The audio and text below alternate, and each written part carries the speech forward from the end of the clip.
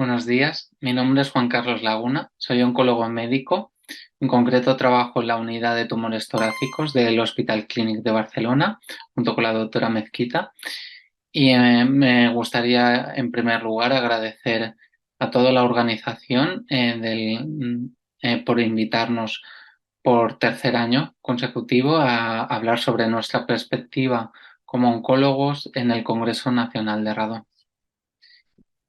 Así como oncólogo, yo trabajo, como he comentado, en el Hospital Clínic de Barcelona, veo pacientes con cáncer de pulmón y además también valoro a pacientes dentro de la consulta de medicina de precisión, en el que intentamos ir un poquito más allá y establecer por qué esa persona con cáncer de pulmón ha desarrollado el tumor.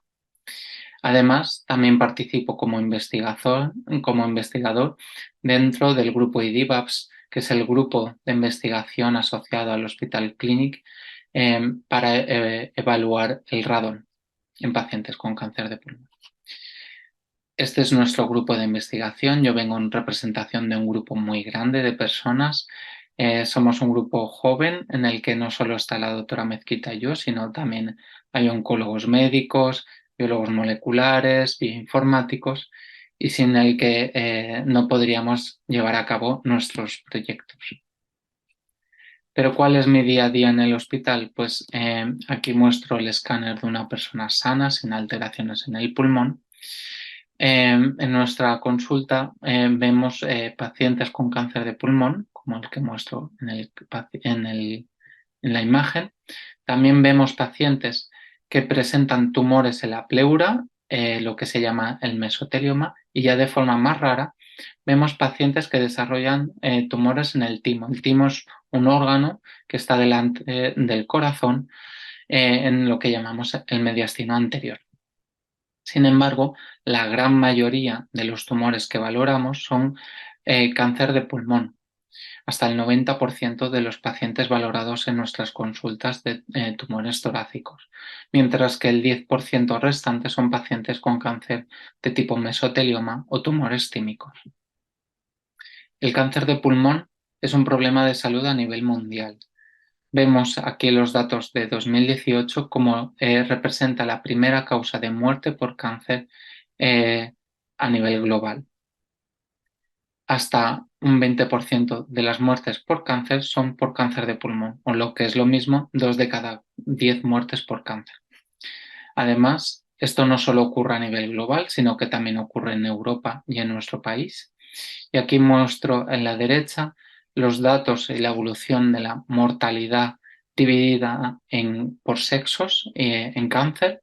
Cada raya representa un tipo de cáncer y vemos como el cáncer está la primera causa de muerte en varones, cómo su mortalidad está disminuyendo a lo largo de los años gracias a las medidas de prevención del tabaco, pero en cambio en mujeres su mortalidad está aumentando y esto es debido a que se han incorporado esta parte de la población de una forma más tardía al consumo de tabaco.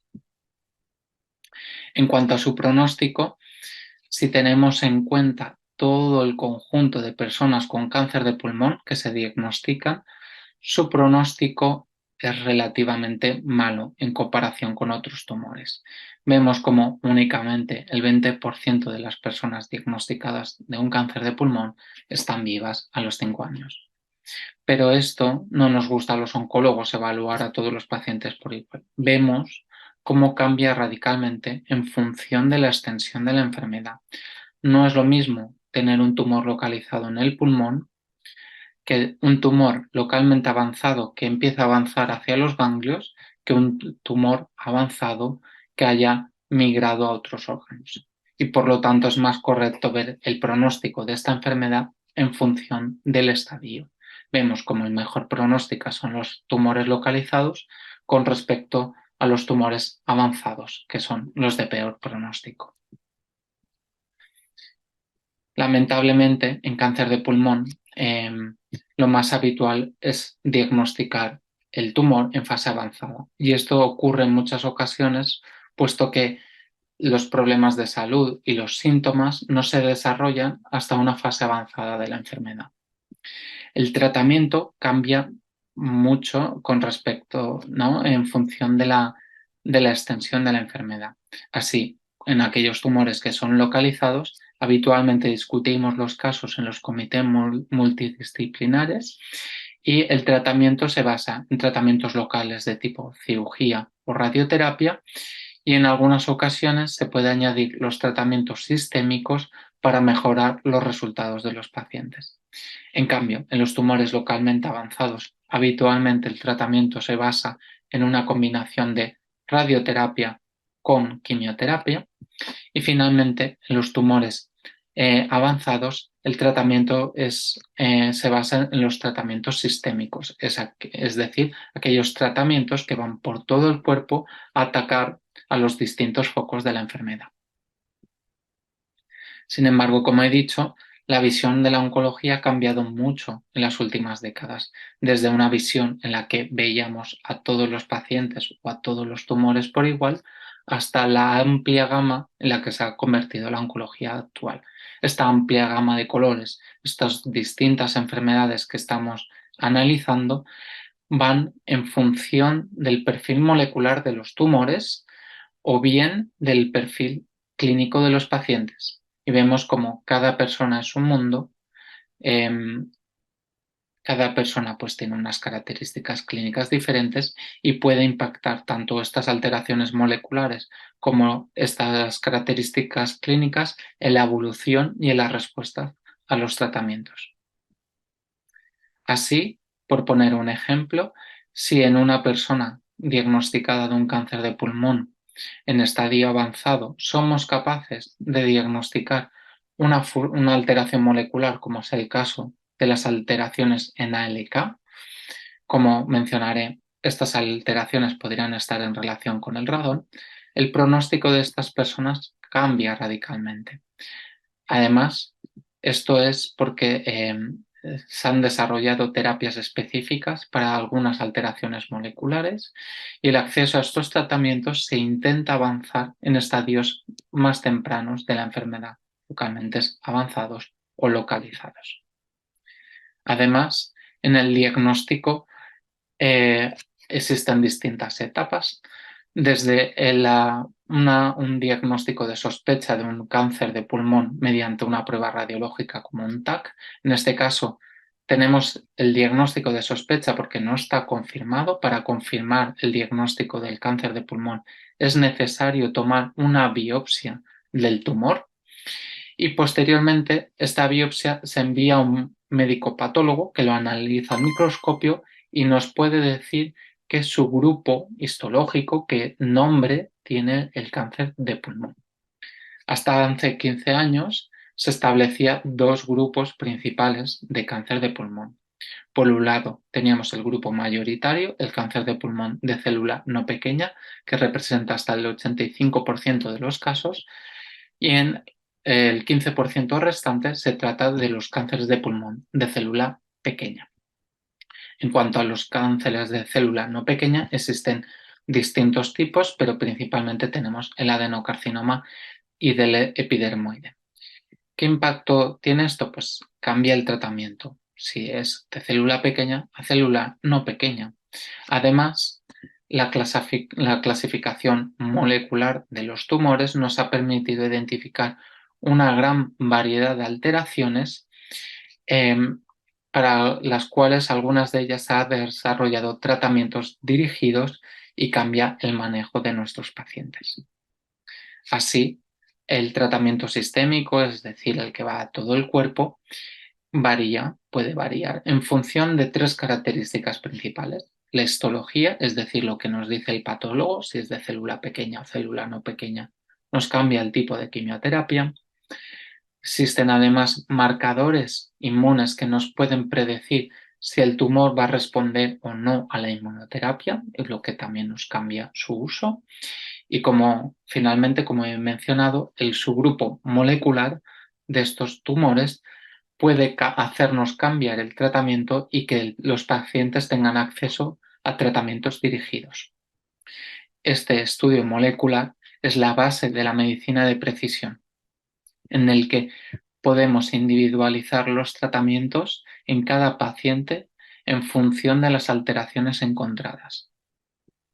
Así, uno de los ejemplos más famosos fue el caso de esta persona que se publicó en New England, en una revista científica de alto impacto, en el que se trataba de un paciente con un cáncer de pulmón de célula no pequeña, del subtipo adenocarcinoma, en el que se identificó una fusión en el gen ALK.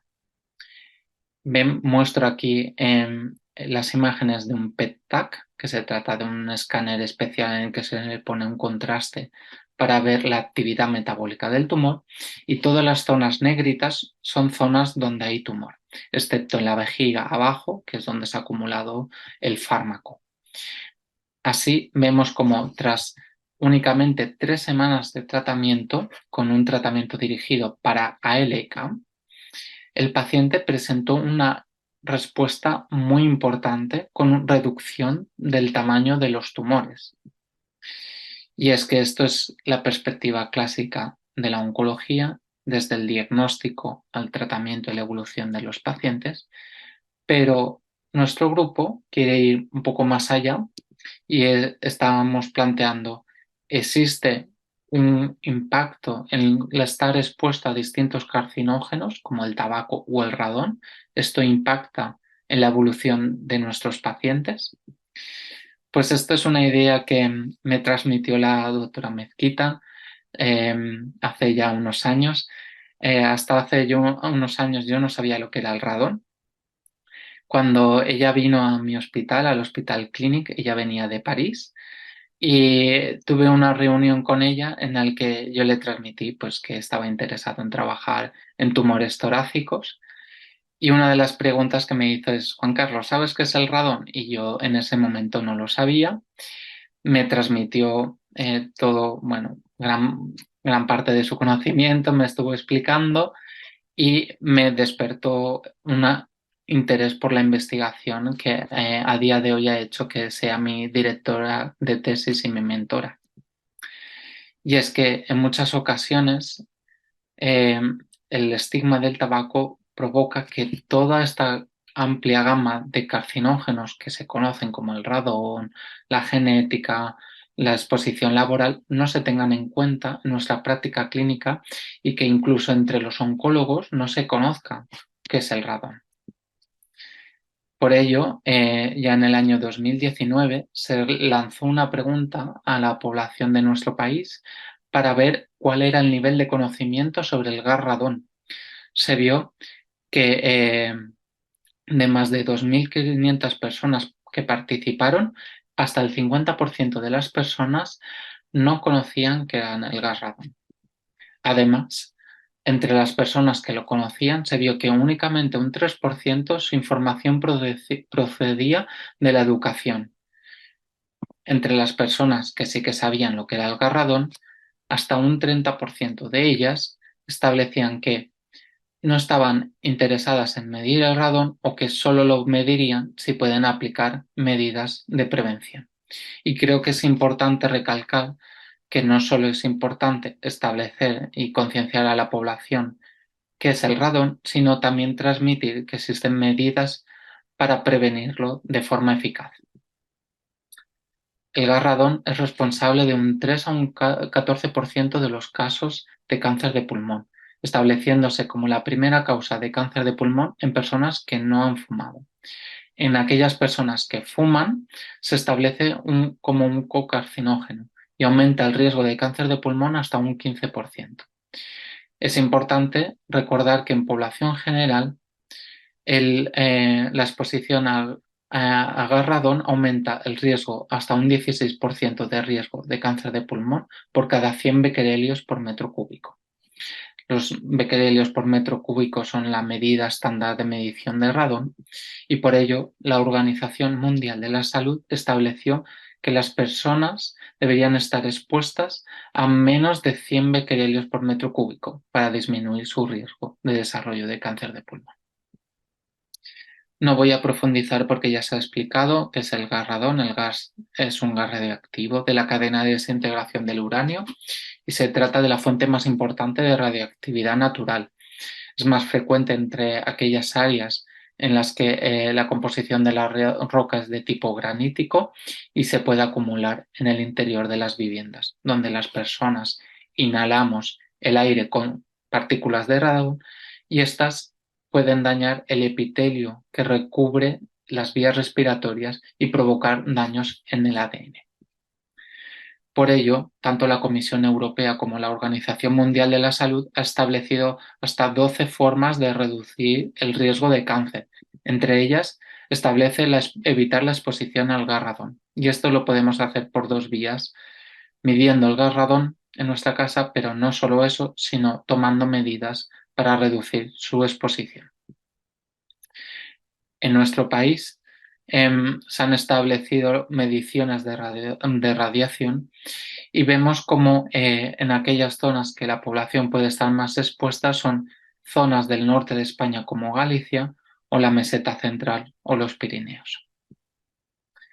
Un punto muy importante en el que se centra nuestra investigación es establecer el perfil molecular de las personas que tienen cáncer de pulmón y han estado expuestas a radón. Y es que la mayoría de estos pacientes tienen un perfil distinto que vemos en nuestras consultas.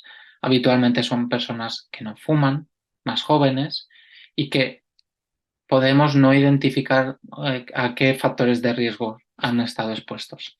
Además, vemos como en estas personas habitualmente presentan mayor proporción de alteraciones moleculares con respecto a las personas con otro perfil, como las fumadoras. En cuanto a las alteraciones moleculares que se pueden producir en las personas con cáncer de pulmón, pues principalmente tenemos de tres tipos. Pueden haber daños a nivel de los cromosomas. Estos daños en los cromosomas pueden cambiar su conformación y que se expresen genes que habitualmente no están activos y esos genes conduzcan al desarrollo del cáncer. Otro tipo de daños que puede haber en el cáncer de pulmón pueden ser las amplificaciones de un gen que tenga actividad promovedora del desarrollo de tumores, o puede haber daños en genes específicos que sean importantes a la hora de frenar el cáncer y que pierdan su función. En cuanto al mecanismo por el que el radón induce daño en el ADN, pues principalmente se extrapola de la información que tenemos sobre el daño de la radiación ionizante. Puede provocar muchos tipos de alteraciones, mutaciones, alteraciones cromosómicas, elecciones. Sin embargo, no se conoce una asociación demostrada entre el radón y los grupos moleculares que he descrito en cáncer de pulmón. Por ello, en nuestro país, distintos grupos han evaluado esta asociación.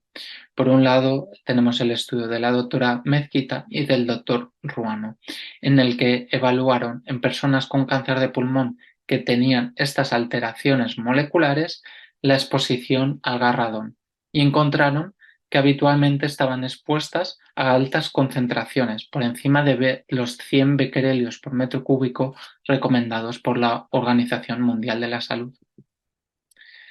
Yendo un poquito más allá, el grupo de la doctora Mezquita evaluó esta asociación en Francia en pacientes con cáncer de pulmón y analizó los datos por separado en pacientes con alteraciones moleculares de los pacientes que no tenían alteraciones moleculares. Ello fue posible gracias a que en Francia se disponen los datos del Registro Nacional de Cáncer, donde se centraliza toda la información, y además existe también información sobre la exposición estimada al radón por cada área del territorio. Lo que evaluaron los investigadores es que en aquellas personas con cáncer de pulmón portadores de una alteración molecular estaban expuestas a mayores concentraciones de radón que las personas que no tienen dichas alteraciones moleculares. Todo esto sirvió para plantear nuevas hipótesis, y es que el estudio únicamente midió o estimó la exposición al radón de la última vivienda, pero como sabemos, hay personas que han podido vivir en distintas viviendas, 4, 5 6 domicilios. Y el desarrollo del cáncer de pulmón no viene únicamente por la última, sino por el sumatorio de todas. Por lo tanto, se planteó el estudio y se realizó el estudio Biorradón, donde analizó también la estimación de la exposición al gas radón durante la infancia. Y además el estudio de Biorradón y de Radon France eran estimaciones, no se hacían mediciones directas, por lo que actualmente se ha desarrollado el estudio Biorradón de la Comisión de la Organización Europea, que pretende evaluar de forma directa el radón en personas con cáncer de pulmón. Es un estudio ambicioso que lo que pretende es establecer el perfil de cáncer de pulmón asociado a personas expuestas al gas radón. Además, se pretende realizar una firma genómica asociada a radón en personas con cáncer. Para ello, se incluirán a más de 900 personas con cáncer de pulmón y se analizará a las personas en función de si tienen el grupo molecular de las que no tengan el grupo molecular.